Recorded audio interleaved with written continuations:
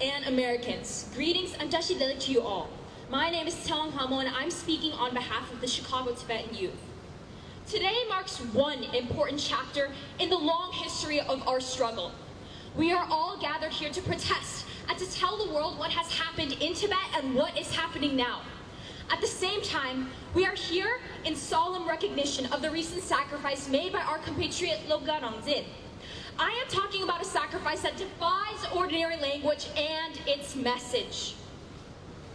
Today, before we march toward the Chinese consulate, towards the very doorstep of the nation ruled and represented by the evil Communist Party of China, we want to send them a message by honoring the memory of our freedom fighter Logha Rangzin, who gave up his life for Tibet.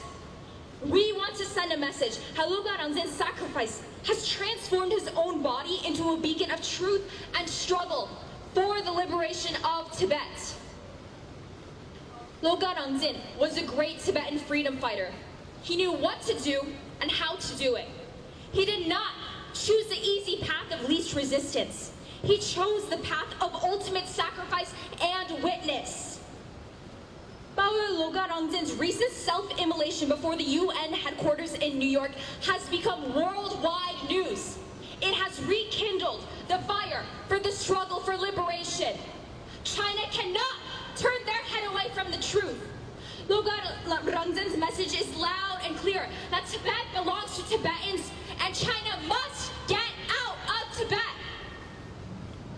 Today, in a world that placates military powers like China and chooses to turn their gaze away from the destruction of powerless countries, Logha Rangzin's message comes loud and clear that Tibetans will not stay silent.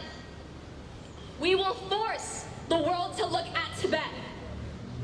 Logha Rangzin's self-immolation was a searing message to the conscience of the international community that Tibet cannot be written off and forgotten. When Logha Rangzin stood before the United Nations building in New York with his body engulfed in flames, he was not merely an individual performing a sacrifice. He was the voice of millions of Tibetans who are silenced, their children forbidden from speaking their mother tongue, their history and identities erased, millions imprisoned if not slaughtered, their people forced to pledge total loyalty to the Communist Party ideology. Logha Rangzin understood everything. He understood the intolerable sufferings of his people, and he carried the weight of their burden on his very shoulders.